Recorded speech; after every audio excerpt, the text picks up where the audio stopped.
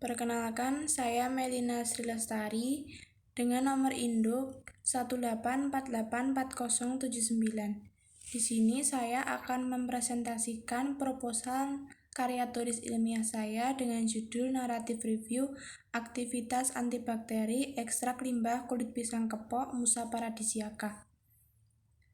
Dalam pembuatan proposal ini, saya dibimbing oleh kedua dosen pembimbing saya. Dosen pembimbing satu saya, Ibu Ana Mardianingsih, MSc APT, dan dosen pembimbing kedua saya, Ibu Ismiati, MSc APT. Di dalam proposal KTI saya memuat 3 bab. Untuk bab pertama, pendahuluan, memuat latar belakang, rumusan masalah, tujuan penelitian, dan manfaat penelitian. Untuk bab 2, tinjauan pustaka memuat tentang tanaman pisang kepok, bakteri yang diuji, ekstraksi, metode pengujian aktivitas antibakteri, kerangka teori, dan pertanyaan penelitian.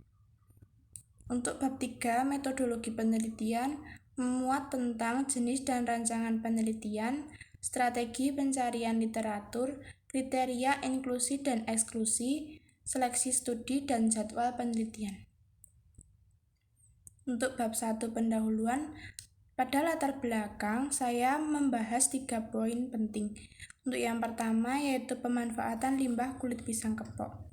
Pisang kepok, Musa paradisiaca, merupakan jenis pisang olahan yang paling sering diolah menjadi keripik dan aneka olahan tradisional seperti dijadikan gorengan, direbus, atau dijadikan kue.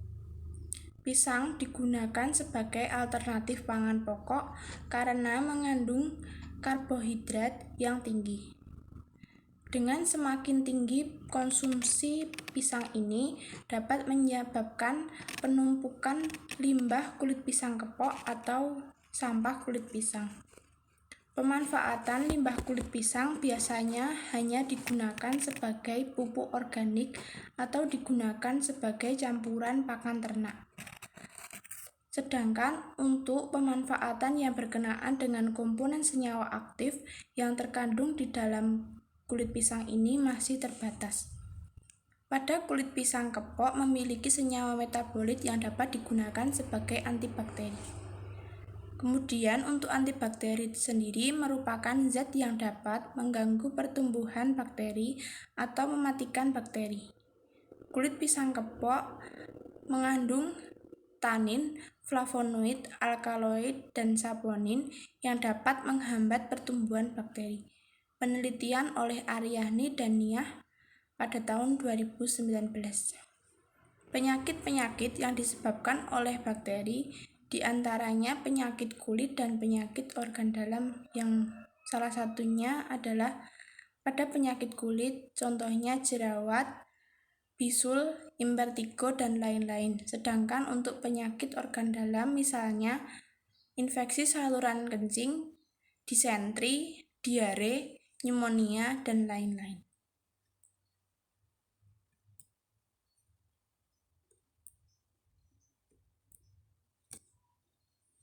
Untuk selanjutnya yaitu rumusan masalah. Yang pertama, apa saja jenis bakteri yang dapat dihambat pertumbuhannya oleh ekstrak limbah kulit pisang kepok Musa paradisiaca. Untuk yang kedua, apa saja sampel uji ekstrak kulit pisang kepok Musa paradisiaca yang digunakan dalam penelitian daya hambat. Selanjutnya yaitu tujuan penelitian dan manfaat penelitian. Untuk tujuan penelitian dibagi menjadi 2, yaitu tujuan umum dan tujuan khusus. Untuk tujuan umum memiliki tujuan untuk mengembangkan ilmu pengetahuan mengenai potensi aktivitas antibakteri ekstrak limbah kulit pisang kepok Musa paradisiaca. Sedangkan untuk tujuan khusus dibagi menjadi 2. Untuk yang pertama yaitu untuk mengetahui apa saja jenis bakteri yang dapat dihambat pertumbuhannya oleh ekstrak limbah kulit pisang kepok Musa paradisiaca. Untuk yang kedua yaitu untuk mengetahui apa saja sampel uji ekstrak kulit pisang kepok Musa paradisiaca yang digunakan dalam penelitian daya hambat. Kemudian untuk manfaat penelitian dibagi menjadi 4. Yang pertama, bagi masyarakat diharapkan dapat menjadi informasi tambahan mengenai pemanfaatan limbah kulit pisang kepok sebagai antibakteri. Kemudian bagi industri pendidikan diharapkan dapat menjadi referensi dalam penelitian mengenai hal yang sama.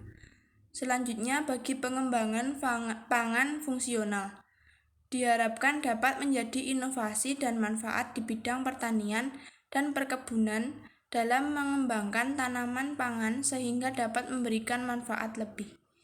Untuk yang terakhir yaitu bagi peneliti diharapkan dapat menambah pengetahuan dan wawasan mengenai obat tradisional terutama yang berkhasiat sebagai antibakteri yang terdapat pada ekstrak limbah kulit pisang kepok Musa paradisiaca. Selanjutnya yaitu bab 2 tinjauan pustaka. Di sini memuat 4 pokok bahasan. Yang pertama tentang tanaman pisang kepok Musa paradisiaca. Pada tanaman pisang kepok ini membahas klasifikasi tanaman pisang kepok. Tanaman pisang kepok merupakan tanaman yang merupakan familia dari Musaceae. Jenis-jenis pisang kepok terdapat 2 jenis yaitu pisang kepok kuning dan pisang kepok putih. Untuk manfaat pisang kepok yaitu sebagai buah dan bahan olahan makanan, serta dapat dijadikan alternatif makanan pokok karena mengandung karbohidrat yang tinggi. Senyawa metabolis sekunder pada kulit pisang kepok diantaranya flavonoid.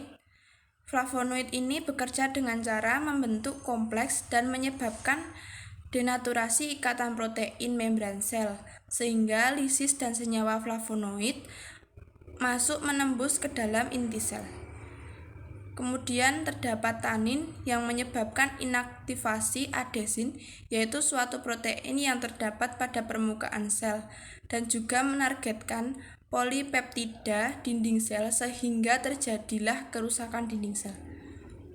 Dan terakhir yaitu saponin yang dapat menyebabkan peningkatan permeabilitas sel melalui penurunan tegangan permukaan sel, sehingga mengakibatkan keluarnya senyawa intraseluler. Yang kedua yaitu tentang bakteri uji. Di sini saya membahas 8 bakteri. Untuk bakteri pertama yaitu bakteri Staphylococcus aureus yang merupakan bakteri gram positif yang dapat menyebabkan jerawat, Proderma impertigo. Yang kedua yaitu bakteri Propionibacterium acne, merupakan bakteri gram positif yang dapat menyebabkan jerawat. Yang ketiga bakteri Enterococcus faecalis yang merupakan bakteri gram negatif yang dapat menginfeksi saluran urinaria, saluran pembuluh darah, dan akar gigi. Untuk selanjutnya yaitu bakteri Salmonella typhi. Bakteri Salmonella typhi merupakan bakteri gram negatif yang dapat menyebabkan demam tifoid. Untuk selanjutnya yaitu bakteri Shigella dysenteriae yang merupakan bakteri gram negatif yang dapat menyebabkan disentri. Kemudian terdapat bakteri Escherichia coli. Bakteri Escherichia coli ini merupakan bakteri gram negatif yang biasanya dapat menyebabkan diare. Selanjutnya bakteri Klebsiella pneumonia merupakan bakteri gram negatif yang dapat menyebabkan penyakit pneumonia atau penyakit radang paru-paru. Dan terakhir yaitu bakteri Propyromonas gingivalis yang merupakan bakteri gram negatif. Bakteri ini dapat menyebabkan penyakit periodontitis kronis atau penyakit yang menghancurkan jaringan penyangga pada gigi sehingga menyebabkan gigi hilang. Untuk selanjutnya yaitu membahas mengenai ekstraksi. Di sini terdapat metode ekstraksi dan larutan untuk ekstraksi. Untuk metode ekstraksi sendiri ada metode maserasi, metode perkolasi, dan metode ekstraksi lainnya. Tapi yang paling banyak digunakan yaitu metode maserasi, yaitu dengan cara merendam simplicia ke dalam larutan etanol atau larutan pengekstrak lainnya selama beberapa hari dan dilakukan pengadukan. Kemudian yaitu untuk larutan yang digunakan dalam ekstraksi biasanya berupa etanol maupun metanol karena bersifat melarutkan seluruh zat aktif sehingga zat aktif dapat larut dengan sempurna.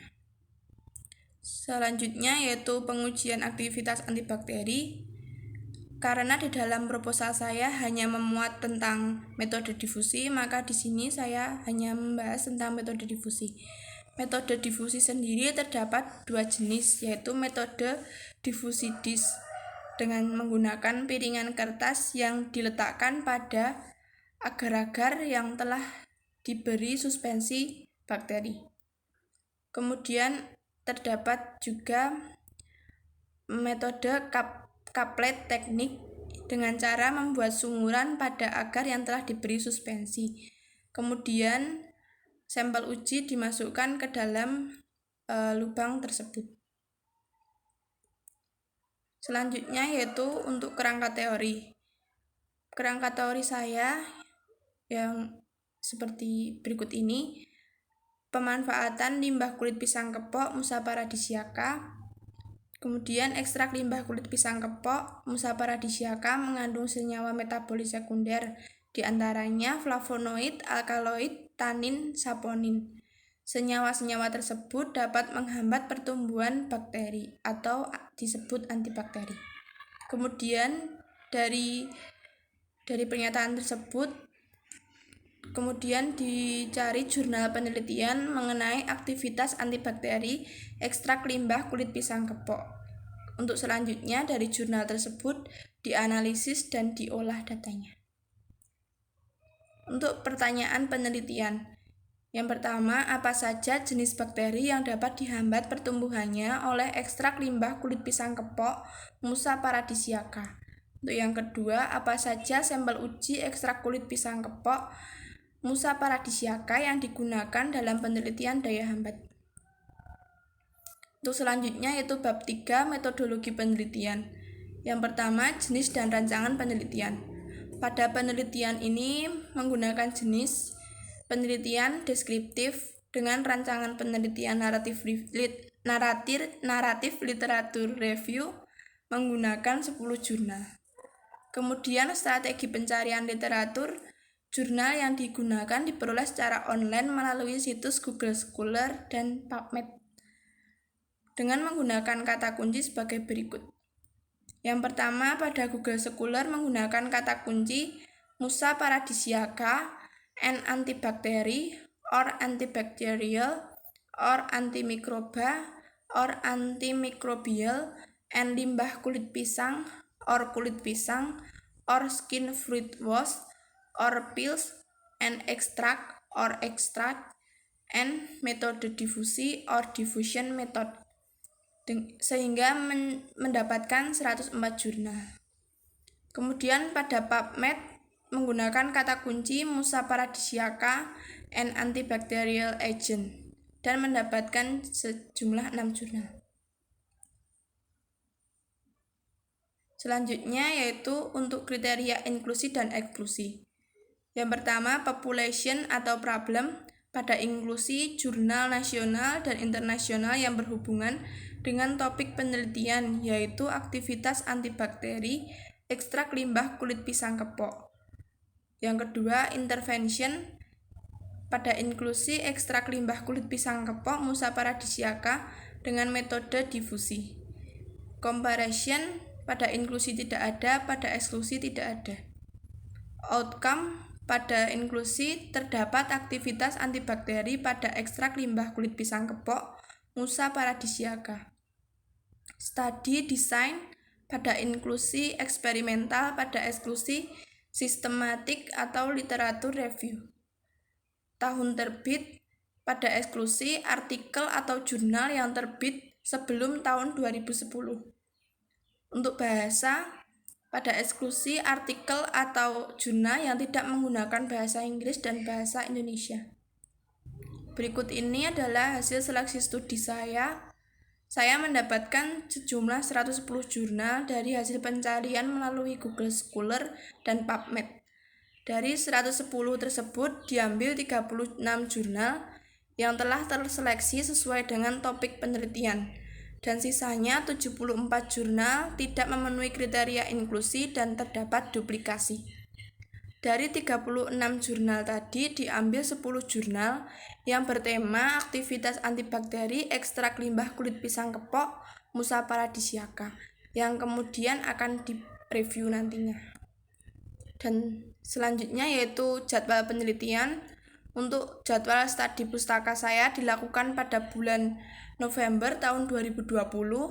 Untuk pengumpulan artikel dan jurnal penelitian dilakukan pada bulan November tahun 2020. Selanjutnya untuk analisis data dan jurnal dan artikel dilakukan pada bulan Desember tahun 2020. Untuk penyusunan proposal dilakukan pada bulan Januari dan Februari pada tahun 2021. Mengolah data dari jurnal dan artikel dilakukan pada bulan Maret tahun 2021. Menyusun laporan akhir dilakukan pada bulan April 2021 dan terakhir ujian akhir karya tulis ilmiah pada bulan April tahun 2021. Sekian presentasi dari proposal karya tulis ilmiah saya. Terdapat kurang lebihnya saya mohon maaf. Terima kasih. Wassalamualaikum warahmatullahi wabarakatuh.